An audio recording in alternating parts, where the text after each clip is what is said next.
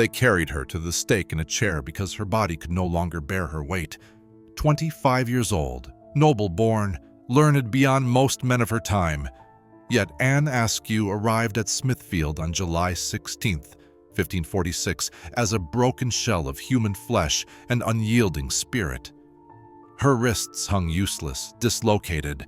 Her hips had been wrenched from their sockets. Every major joint in her body had been systematically destroyed by the rack in the Tower of London, stretched until tendons snapped like bowstrings under too much tension. But here lies the terrible irony that history struggles to reconcile. Anne Askew died under the reign of Henry VIII, the very king who had broken from Rome to establish Protestant England. She burned as a heretic for believing what the crown itself would soon proclaim as orthodoxy. The flames that consumed her were lit not by Catholic inquisitors, but by English Protestants who deemed her too Protestant. How does a woman become both martyr and enemy to the same cause? How does faith transform into such dangerous currency that men will stretch a noble woman's body until it breaks, seeking names she will never surrender? The answer lies not in the moment of her death, but in the relentless architecture of power that shaped and ultimately shattered her young life. How did a child born into promise become history's nightmare?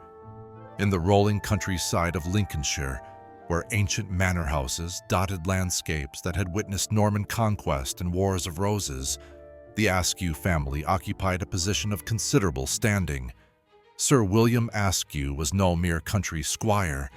He moved within the glittering orbit of Henry VIII's court, a trusted landowner whose wealth and connections placed his children among England's privileged elite. When Anne was born around 1521, she entered a world where literacy was a luxury, education a privilege reserved for the highest born, and intellectual curiosity an acceptable pastime for noble daughters. The Askew household buzzed with the energy of a family connected to power. Anne's father served as a gentleman of the king's court, even sitting as a juror in the explosive trial of Anne Boleyn's alleged co-conspirators. Her brothers would grow to hold positions of prominence, Francis as Sheriff of Lincoln, Edward as the king's cupbearer, roles that seemed modest but placed them in the intimate sphere of royal influence. In this environment of political awareness and courtly sophistication, young Anne absorbed not just the traditional accomplishments expected of a nobleman's daughter, but something far more dangerous: the ability to think for herself. She possessed what contemporary observers would later describe as an agile mind, quick to grasp complex theological arguments, fearless in debate, equipped with a memory that could recall scriptural passages with startling precision. Her education, unusually comprehensive for a woman of any era, included not just the typical feminine arts, but serious engagement with religious texts, philosophy, and the radical new ideas flowing from Cambridge and the Continental Reformers. In another time, in another place, these gifts might have made Anne Askew a celebrated scholar, perhaps a patron of learning like the great noble ladies of the Renaissance, but she was born into an England convulsing with religious transformation, where intellectual gifts in a woman could become weapons, and where the wrong words, spoken with too much conviction, could light the fires of martyrdom. But admiration would soon turn to manipulation. The seeds of Anne's transformation were planted not in rebellion, but in the very heart of her family's loyalty to the crown. Her brothers, Francis and Edward, returned from Cambridge University carrying more than academic credentials. They brought whispered conversations about reformist theology, heated debates about papal authority, and dangerous new ideas about individual conscience that were reshaping England's spiritual landscape. These were not mere academic exercises. They were discussions that could topple kingdoms and remake souls. In the Askew household, religious debate was not discouraged but actively cultivated. Sir William, despite his position in Henry's court, allowed his children to explore the theological questions that were tearing Europe apart. Anne absorbed these discussions with an intensity that alarmed even her progressive family. While other noble daughters learned embroidery and household management, Anne memorized scripture with the dedication of a scholar preparing for disputation. She could quote biblical passages in Latin and English, parsing their meanings with a precision that would later confound bishops and chancellors. But Anne's religious education differed crucially from that of her male contemporaries. Where men learned theology as an intellectual exercise or a path to ecclesiastical power, Anne internalized these teachings as absolute truth demanding absolute response. She possessed neither the pragmatic flexibility that allowed courtiers to navigate shifting religious policies, nor the institutional protection that shielded male scholars from the full consequences of their beliefs.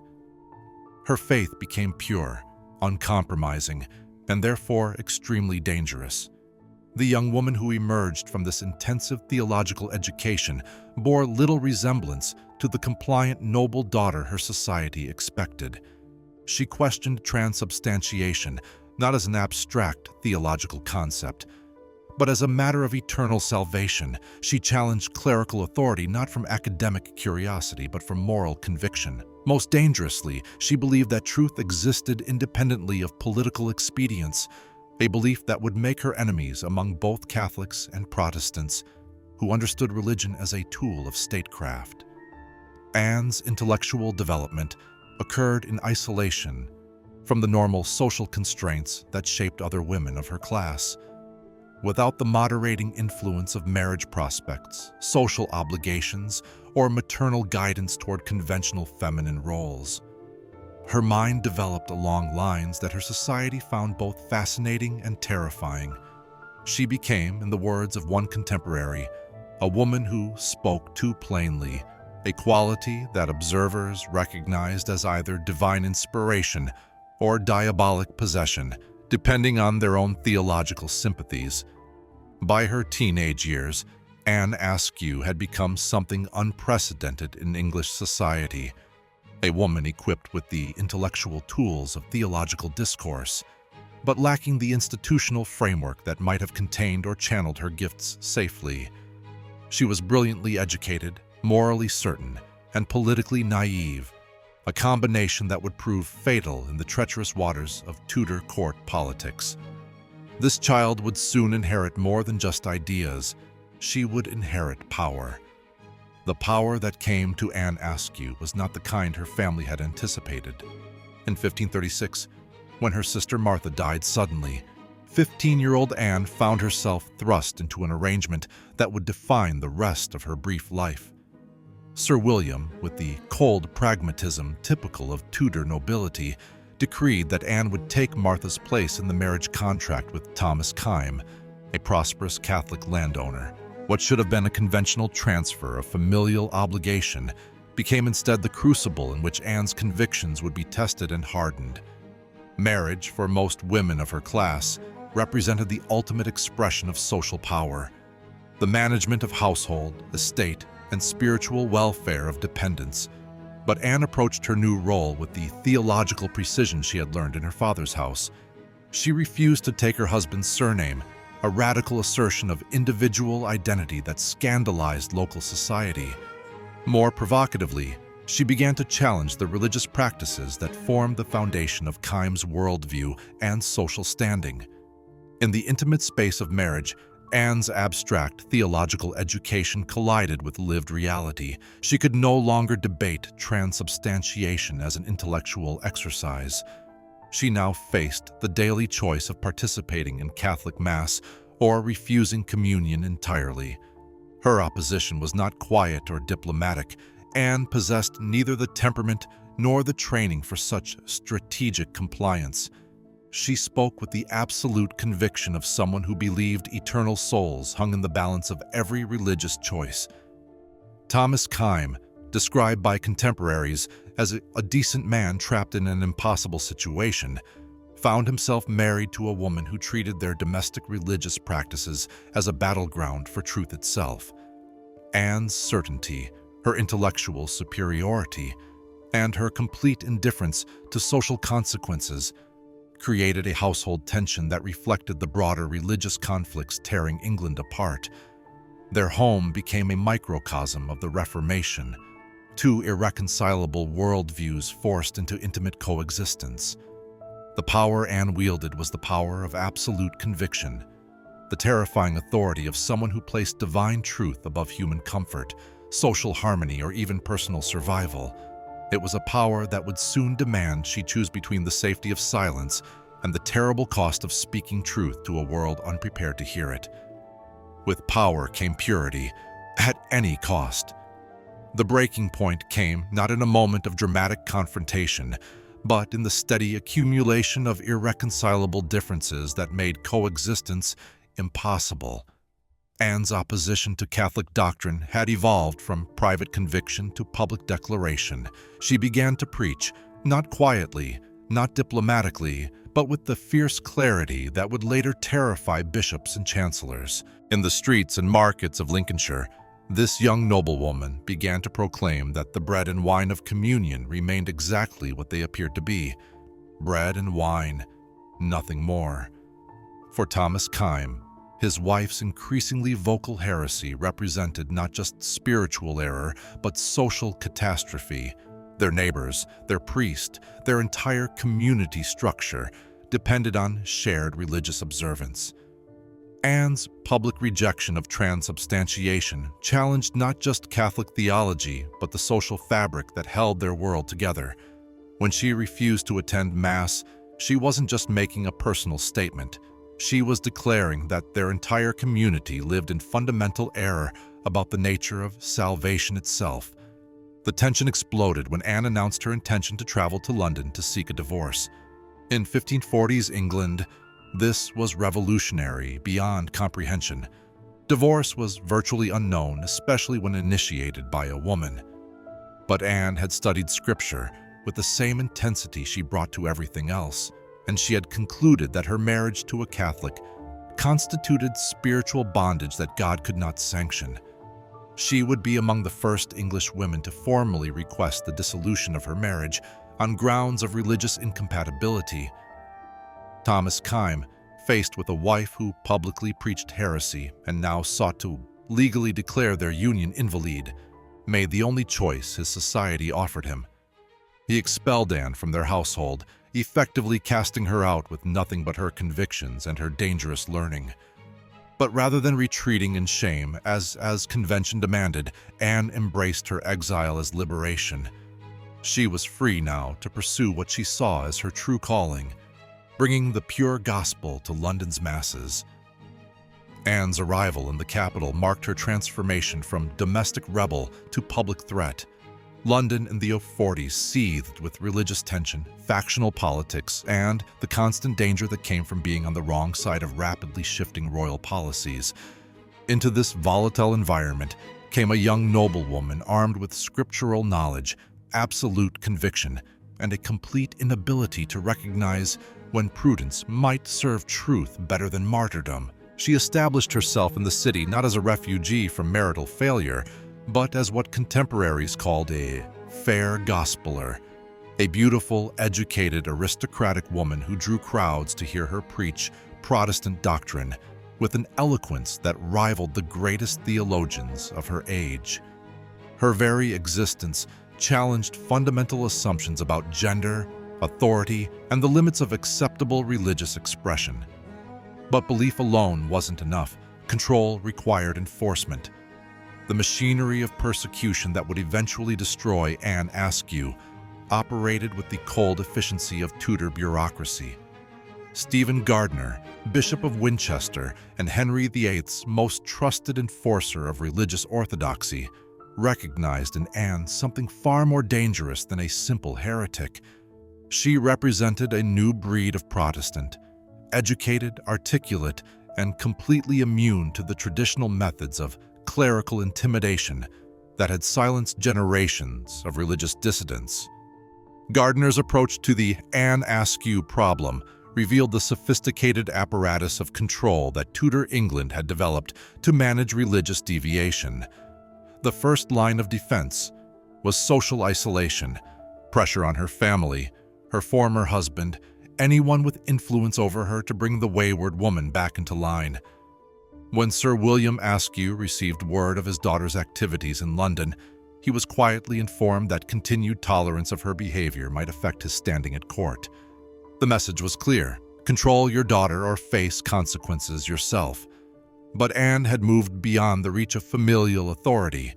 Her preaching in London's streets drew increasingly large crowds, particularly among the city's artisans, merchants, and lower clergy, exactly the groups most susceptible to Protestant ideas and most capable of spreading them further.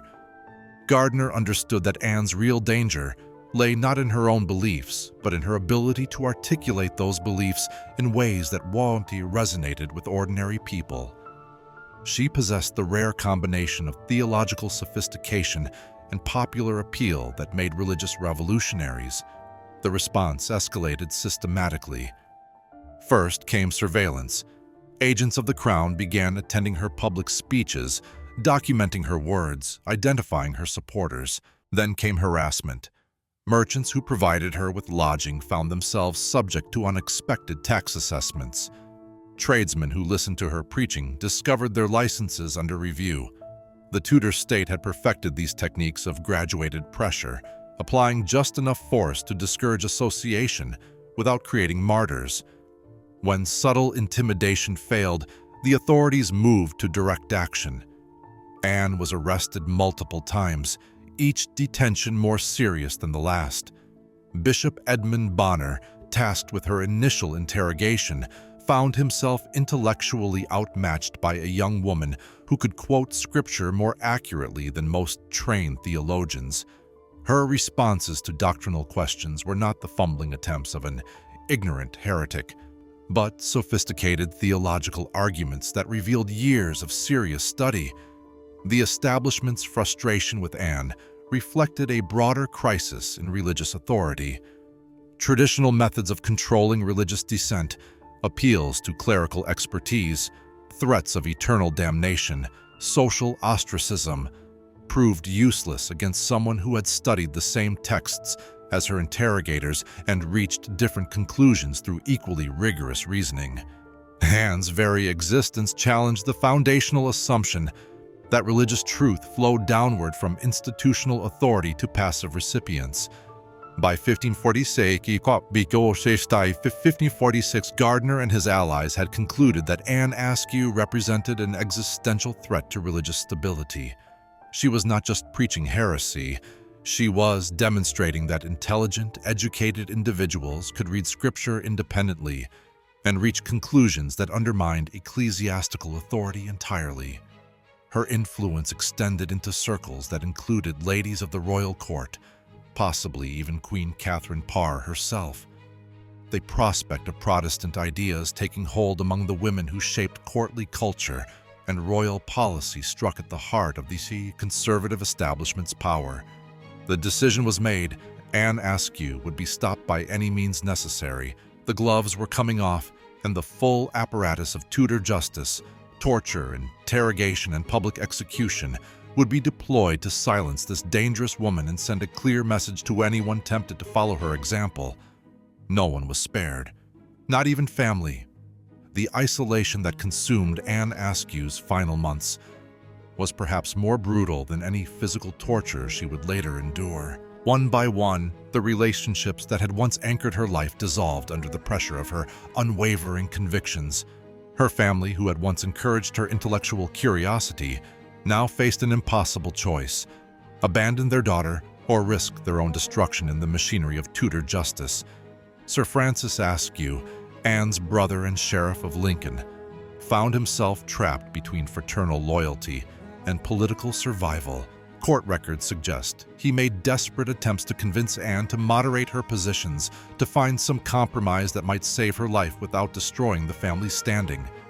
But Anne had moved beyond the realm where such calculations mattered. In her letters from prison, smuggled out through sympathetic guards and later published, she wrote with chilling clarity about those who professed to love me, yet would have me deny my Lord and Master. The breakdown was not limited to blood relations. Friends who had once gathered to hear her theological insights now crossed streets to avoid her.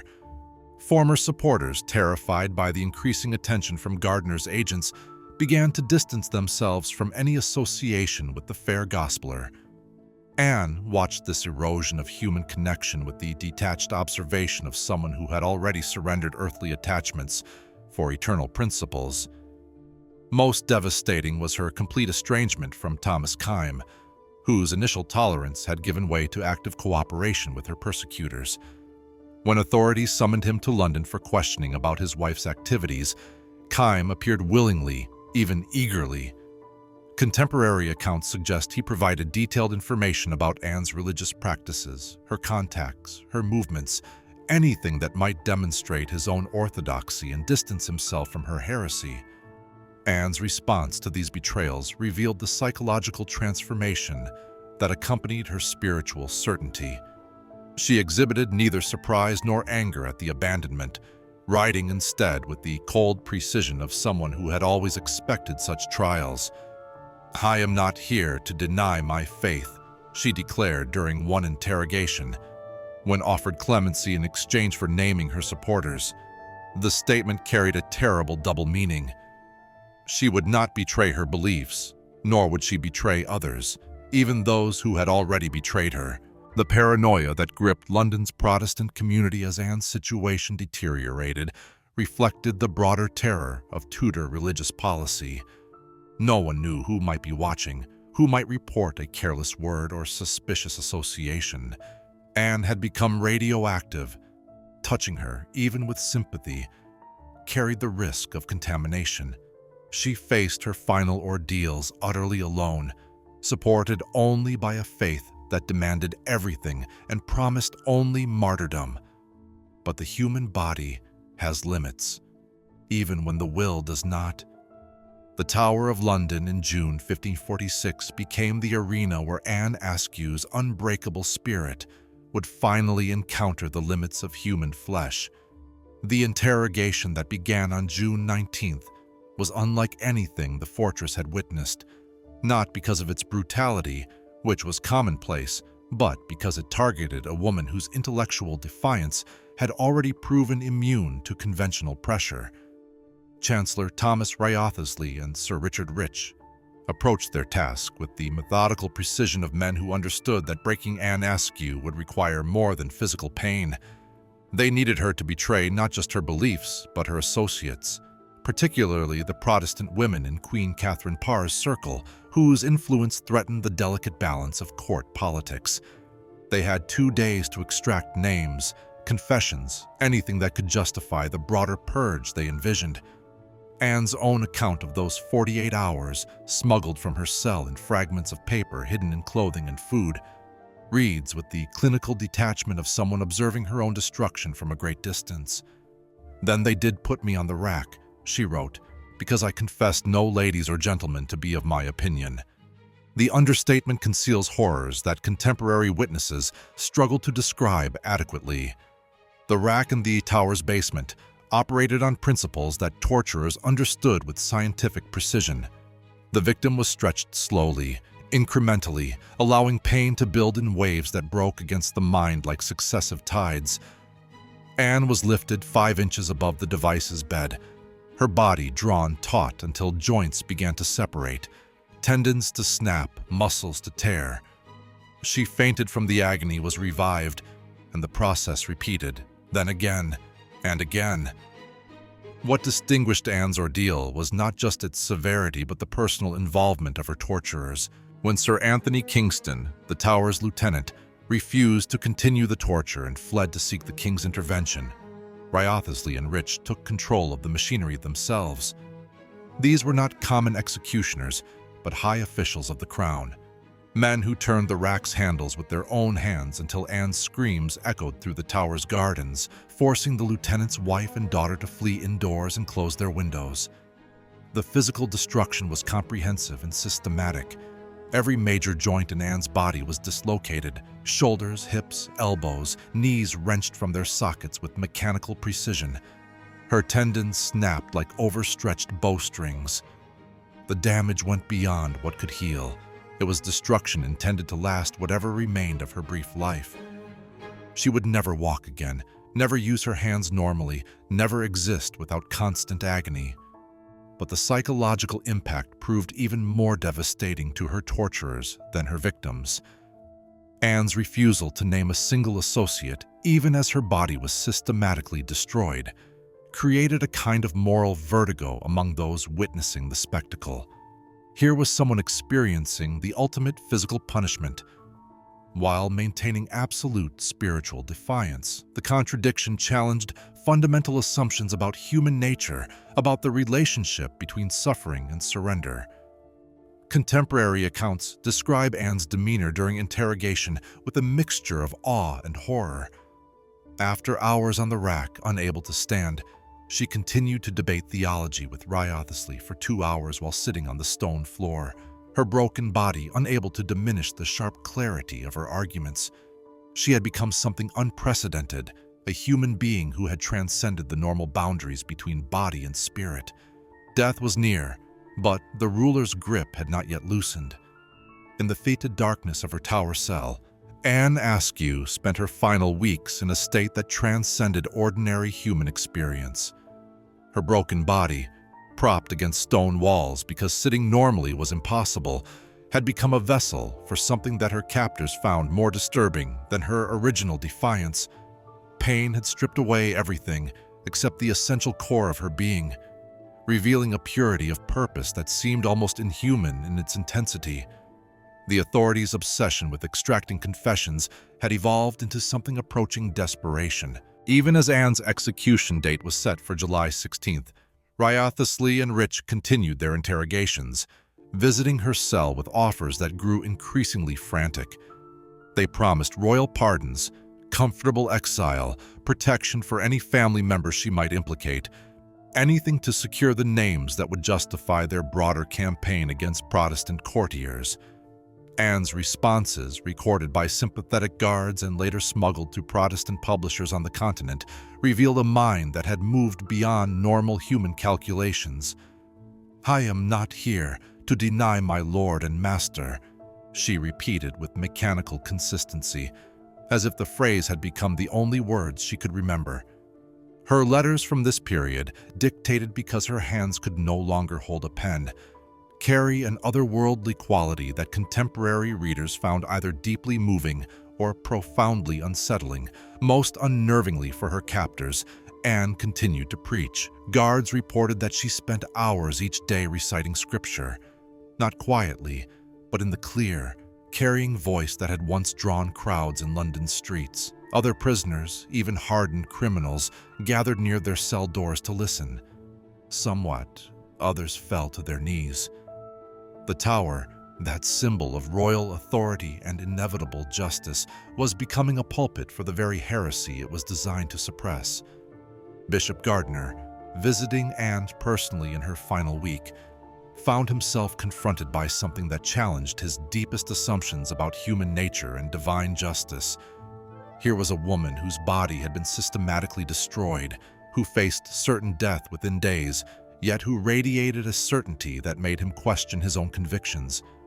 She listened to his theological arguments with the patience of someone addressing a confused child, correcting his scriptural citations with gentle authority that was more devastating than any angry denunciation. The final tragedy was that Anne's very presence in the tower had become a form of evangelism, more powerful than any public sermon. Her willingness to suffer ultimate consequences for her beliefs created a kind of moral gravity that drew others into her orbit, exactly the opposite effect her persecution was intended to achieve. But the moment she died, the world began to shift. July 16, 1546, dawned with an irony that would haunt the architects of Anne Askew's destruction for the remainder of their lives. As crowds gathered at Smithfield to witness what was intended as the ultimate demonstration of royal authority over religious dissent, the spectacle began to unravel in ways that Gardiner and his allies had never anticipated. Anne's arrival at the execution site, carried in a chair because her tortured body could no longer support her weight, created an immediate problem for the authorities. The sight of a young noblewoman so obviously destroyed by official torture shocked even the bloodthirsty London crowds accustomed to public executions. Murmurs of disapproval rippled through the assembled masses, not sympathy for her religious beliefs, but visceral revulsion at the evident brutality she had endured. The ceremony that was meant to demonstrate the consequences of challenging royal religious policy instead became a showcase of government cruelty that undermined its own moral authority. When Bishop Shaxton mounted the pulpit to deliver the traditional sermon condemning the heretics, Anne's clear voice cut through his words. "There he misseth, and speaketh without the book," she declared whenever his scriptural citations proved inaccurate. Even facing imminent death, chained to a stake, unable to stand, she continued to correct the theological errors of her executioners. The crowd's reaction proved catastrophic for the authorities' intentions. Instead of witnessing the righteous punishment of dangerous heretics, the assembled masses saw a broken young woman demonstrating superior knowledge of Scripture than the bishop charged with condemning her. Her composure, her continued preaching, her obvious learning created exactly the kind of popular sympathy that Gardner had sought to prevent through terror. The final moment revealed the complete failure of the persecution strategy. As flames rose around the stakes where Anne burned alongside 3 male Protestant martyrs, the authorities discovered that gunpowder had been secretly attached to the victims' necks, an act of mercy by sympathetic executioners that would spare them prolonged agony. Even those charged with carrying out the execution had been moved to compassion by what they had witnessed. The message intended to terrify London's Protestant community into submission had instead created new martyrs whose courage would inspire generations of religious dissidents. Within hours of Anne's death, ballads celebrating her steadfastness began circulating in the city's taverns and markets. What history would remember was now up for grabs. The struggle to control Anne Askew's narrative began before her ashes had cooled at Smithfield. Within months of her execution, competing versions of her story emerged that would shape religious and political discourse for centuries. Each faction sought to claim her legacy, to interpret her suffering in ways that supported their own theological and political agendas. John Bale, the Protestant reformer known as Bilius Bale for his fierce polemical style, published The Examinations of Anne Askew in 1547, claiming to reproduce her prison writings word for word. But modern historians detect Bale's heavy editorial hand throughout the text, softening Anne's more radical assertions and repositioning her as a meek, pious victim rather than the theologically sophisticated rebel she actually was. Bale's version emphasized her feminine suffering while downplaying her intellectual authority, a more palatable martyr for a movement still uncomfortable with female religious leadership. John Fox's later inclusion of Anne's story in his monumental Acts and Monuments, 1563, further transformed her into Protestant hagiography. Fox's account, widely known as the Book of Martyrs, became required reading in English churches and shaped popular understanding of the Reformation for generations. But Fox, like Bale, struggled with Anne's independence and theological sophistication, presenting her as divinely inspired rather than intellectually formidable. Catholic polemicists seized on Anne's gender and her defiance of marital authority to discredit the Protestant movement entirely.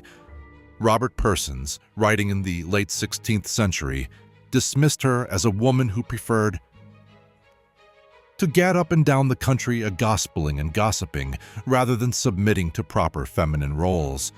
These attacks revealed the deeper anxieties that Anne's example provoked about women's spiritual authority and social autonomy. Medical historians of the Victorian era attempted to rationalize Anne's extraordinary endurance by diagnosing her posthumously with various psychological conditions that might explain her abnormal behavior. These interpretations reflected 19th century discomfort with religious enthusiasm while avoiding direct engagement with her theological arguments. Each generation has rediscovered Anne Askew through the lens of its own concerns. Women's rights advocates, religious freedom campaigners, historians of Tudor politics. The multiplicity of interpretations reveals both the power of her example and the difficulty of containing such a figure within conventional historical categories. But what did this life truly mean for power, for humanity, Anne Askew's story endures not because it offers comfortable lessons about faith triumphing over adversity, but because it confronts us with questions that resist easy answers. What happens when absolute conviction encounters absolute power? When does conscience become so pure that it transcends normal human limitations and normal human wisdom? Her life reveals the terrible mathematics of martyrdom, that some truths can only be preserved through their complete destruction, that some principles demand not just sacrifice, but the annihilation of everything that makes existence bearable. Anne chose to die horribly rather than speak names that might have saved her life, not because she was saint or fanatic, but because she had moved beyond the realm where such distinctions matter. The horror of her execution lies not simply in its brutality. Tudor England was brutal to most of its victims, but in its utter futility. The torture that destroyed her body extracted nothing. The execution that was meant to terrify her supporters instead inspired them. The apparatus of state power that crushed her physically could not touch the core of her being that mattered most. She won by losing completely, succeeded by failing utterly. Perhaps this is why Anne Askew continues to disturb comfortable narratives about both religious faith and political authority. She demonstrates that there are forms of human conviction that cannot be negotiated with, cannot be reasoned away, cannot be destroyed through any application of force. Her story suggests that the most dangerous people are not those who hate their enemies, but those who love their principles more than their own lives. In our own age of ideological conflict and institutional distrust, Anne's example poses uncomfortable questions.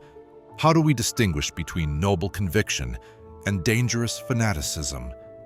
When does speaking truth become an obligation that supersedes all other considerations, including the safety of others?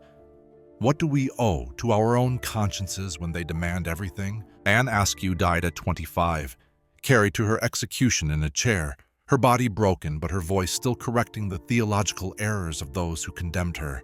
She left no children, founded no institutions, led no armies.